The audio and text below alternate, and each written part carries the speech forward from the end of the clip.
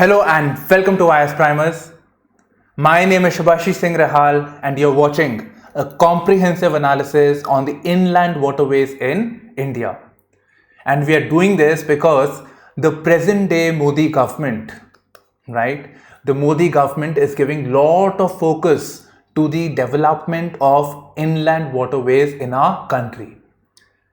And for this purpose, it has introduced number of schemes like the Sagarmala project. It has a component of inland waterways. Likewise, there is a Jal Vikas Marg project on the waterways. So number of schemes have been introduced.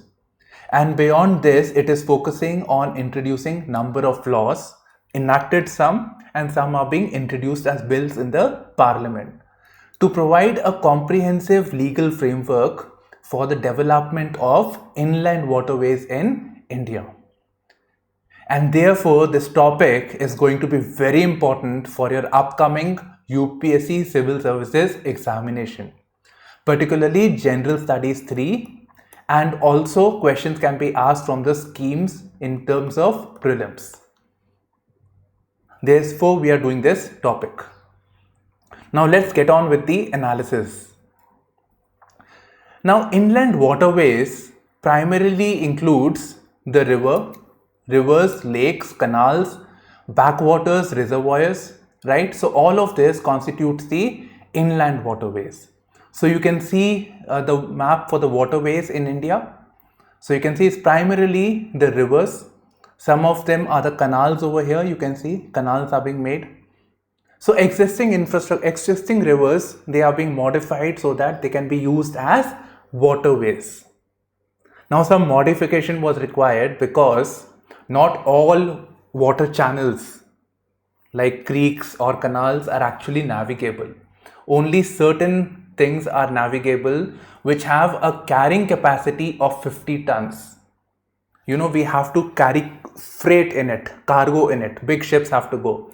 So for that purpose, it has to have a carrying capacity. So officially not less than 50 tons. So this is called as navigable inland waterway. So this is very important. Now so much focus is being given because the inland waterways has certain unique benefits which are not present in the present day mode of transportation. In India, primarily roadways, then rail, and then waterways are being used. So let us see the benefits of inland waterways.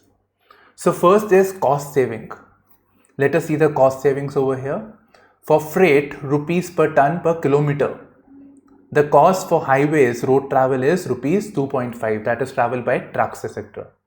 Then by rail, it is relatively cheaper at rupees 1.36. But for waterways, it is even cheaper. So there is a big saving when it comes to use of inland waterways. And naturally, if we are talking about cost saving, that means primary cost is fuel. So there will be less fuel used and therefore this is going to be environment friendly. So this is another advantage over here. And beyond this, it provides better integration with the coastal ports. Let's look at this again, this diagram over here. So we all know that all the rivers that are there, they ultimately flow and drain into the seas or the oceans. And at the oceans, there is ports, major ports or minor ports. From here, the maritime trade takes place. Now, what if, this inland waterways, maybe an industrial activity is taking place in Delhi. So this can be connected to the port of Paradeep or Haldia. And from there, it can be boarded on the ships. And even better, if we can use the same present day ships, which are used for inland waterways for maritime trade also. That is also a possibility which is being looked into by the Niti Aayog in the recent times. So many benefits over here. Then for this purpose, the government has been focusing on two main schemes, that is the Sagarmala project, which provides for better integration. It is focused on the major ports of the country. So major ports like Haldia, Paradeep, all these ports. So they should be better integrated with the roadways, waterways and railways. So that is the idea. So Inland Waterways is being connected with the major ports in by the Sagarmala project, one component over here. And then we are talking about the Inland Waterways. So Inland Waterways are being developed under a scheme known as Jal Marg Vikas project. So this is another important project over here. So you can see the Jal Marg Vikas, the national waterways that are being created in different parts of the country. Then moving forward, this will aid, it will provide for decongestion of the overburdened roadways. So most of the freight transport that is taking place, it is via the roadways. So this traffic can be removed over here by the waterways. So this is another added advantage. And then waterways are being made on canals, it is being made on rivers. So therefore the land requirement, it's not there, it's negligible. Unlike roadways, for roads, farmlands have to be acquired. So there is always a problem. But for waterways, existing river channels are being used. So this is an added advantage. Now let us look at the present status of the development of inland waterways in India. So in India at present, in terms of inland, the share of this thing, it is only 0.5% waterways. While China it is 8.7%, USA it is 8.3%, and Europe it is 7%. So we are far behind in terms of the use of waterways. And you saw the map of India, the waterways, and you saw how distant the waterways were. Look at the map of Germany over here and see how well it is being connected. So wherever possible, by means of canals, developing of the existing riverways and the canals, the waterways density has been improved. And this is, you can see it in the map of United States of America, map of France, whatever you want to see. Then the inland water transport accounts for less than 1% of its freight traffic, compared with 35% in Bangladesh and 20% in Germany. Bangladesh is advantaged because Ganga and Meghna and many other rivers flow in that area. But then we have the example of Germany that you can see over here. And then this thing, we are looking at this less share of waterways, and one of the benefits of the waterways is low cost. But India's logistics is very, very expensive. It is at 14.4% of GDP, while China's is on the higher side, that is 8%. For USA others, it is much lesser. So 14.4% of the GDP is a very, very high cost for freight transport. And most of it is because we are not focusing on the waterways. So this is one drawback in India. And this affects the inflow of foreign direct investment in our country. One major drawback. Now, if there are so many benefits, right, but we see that the inroads made by the waterways are not adequate, there have to be a reason, a logical reason that too. Now, I'm not talking about generic points like infrastructure is not there, that is skilled manpower. These are very basic points. Let us look at logical points as to why so much focus has not been given in the past and even the present day challenges. So one challenge is that the rivers don't flow straight, right? In the map you saw from, let's say, the map of Uttar Pradesh, the Ganga river flows like this. Yamuna also flows like this. So this is how the map is. But in reality, the rivers meander. You must have studied in the geography. That is, the rivers go like a snake, serpentine S-shape movement is there. So they don't travel straight. Now imagine for somebody to travel by a road, he will travel in a straight line. But the river trade, it will be like this. So it will be ultimately the cost of travel, even though it is 1 rupees, and for roadways it was 2.5, but the waterway cost, because of the added distance plus the unloading cost, loading of the water, then unloading it, then putting it on the truck, and then again moving it to the required area. So ultimately the cost exceeds this. So this is a major drawback over here. The next thing is that most of the waterways, possible waterways, are along, especially around the Ganga basin, Ganga, Yamuna, and that part, and even the Brahmaputra, right? Because these are the Himalayan rivers, so consistently there is a flow of water that is taking place. Peninsula, there is a drawback because they are primarily rain dependent, and there is no consistency as to about the distribution of rainfall. So this is a major drawback. So the drawback is that even in the Ganga basin, not many industrial units are there along the river side. Therefore, it doesn't make much sense of investing in the waterways. So most of the rivers, Himalayan rivers, are flowing in this direction or this directions, but you can see the industrial development. In fact, this Gurugram, Delhi, this thing is there. It is primarily connected to the NH8, which goes to the Bombay. That is the idea. So from here, the Maruti will sell the car from Gurgaon to this place, and from there it will go forward. So not much industrial activity is taking place. So the private sector is also not very interested in the development of waterways. And this was an observation that was made in the National Policy Dialogue on Transboundary Cooperation related to the Ganga and the Brahmaputra rivers. Then moving forward, as you can see, the travel by river is much slower. Remember, meandering river plus loading and unloading cost, it includes time also. So that is a problem. Then the depth of the river.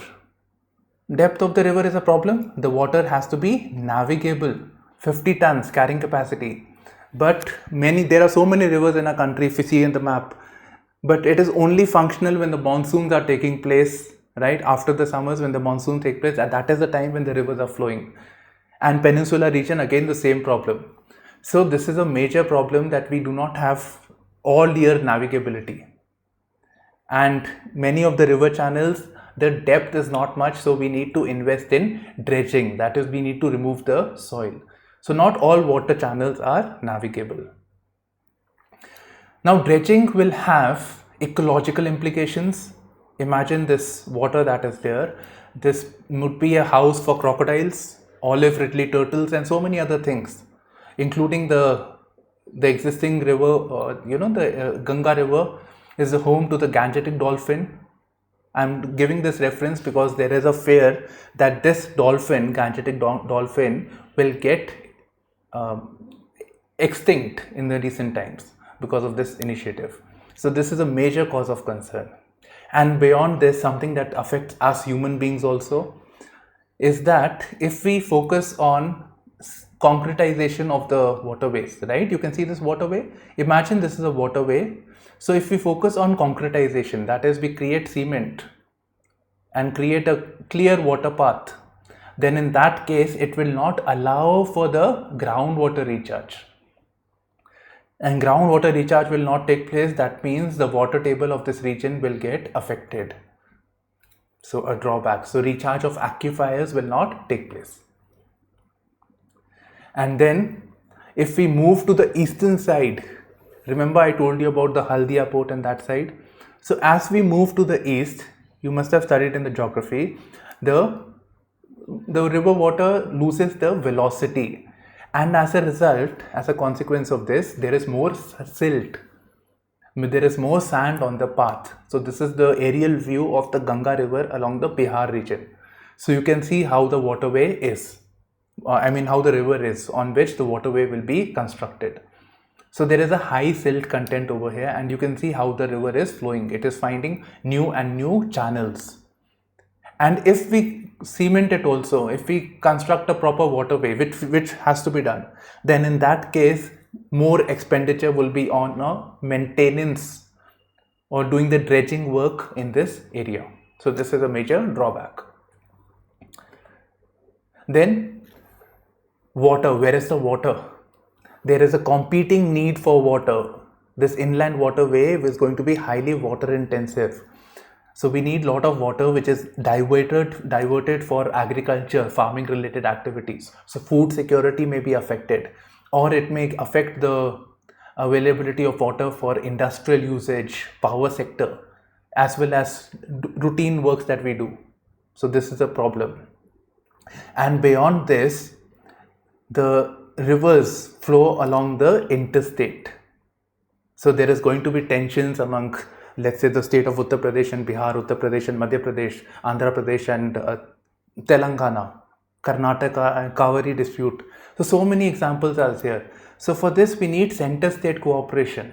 And again, the interstate river is a central subject, but use of water is a state subject. So here again there is going to be a difficulty. So center-state cooperation. And this difficulty is quite legitimate because the governments have to look at the local sensitivities. One area, if water is diverted from one area, then that population is deprived of water. So it affects the local economy and the way of living. So this is a serious cause of concern. And lastly, to do anything you need investment, money. And where is the money? Right? Cash. Where is the cash? See, pandemic has taken place. Before this also there was not adequate money. This is a money intensive thing. So let's see this figure over here. So rupees 227.6 billion in government investment is required, and again out of this, in addition to this, we need 655.9 billion in private investment. So this was to be done from the period of 2017 to 2022. Right? The government makes certain policies, certain committees as there, whatever. So as per this estimate was given. But then we saw that in the year 2016 and 17, even when the government was very serious about inland waterways, only 3.6 billion against 227 billion of the government was provided. So this is no way close to what was actually required on ground. So this is a major drawback. And then if we look at the private sector, which was estimated to give the bulk of it, right? We have this, in highways also we have this EPC model, build, operate, transfer, remember? So the private sector is also not willing to invest in the inland waterways. So private sector, this seems, they are not investing in, that is the problem. So without investment, the waterways are not going to be there. So this is a major drawback. So this concludes the analysis, but this is still incomplete if you ask me, right? So I have covered the various measures that the government has taken in the reference of the inland waterways. So some of the things are Jal Marg Vikas project. So it aims at capacity augmentation of navigation on national waterways. So one is this. Other is Sagarmala project, which we have covered. So this is about focusing on port-led development, but then it also has a component of interconnectivity with inland waterways, roadways and railways. And then the government has been focusing on interlinking of rivers program. So this is another initiative for this purpose. And I told you that the government has introduced laws. So the laws are Inland Waterways Authority of India Act 1985. So first time when a policy was made on inland waterways, after that this law was introduced. And this basically says that there should be a constitution of an authority for the regulation and development of inland waterways for the purposes of shipping and navigation, right? Some regulation is required for that purpose, like Airport Authority of India is there. For railways there is a distinct body, likewise for waterways. Now in waterways there will be boats and ships, so we call this as vessels. So they'll be moving. So for the vessels we need some sort of regulation like registration, like in the case of navigation or pollution. Like the same we have for motorways, the same thing is provided by Indian Vessels Act. Again, a new bill is being introduced in the year 2021, and likewise this has been updated recently. Then there is an inland water transport policy, which talks about inland water transport being economic, fuel efficient and environment friendly, and talks about greater need for private sector participation. And then the National Waterways Act 2016, which recognizes new national waterways, NW.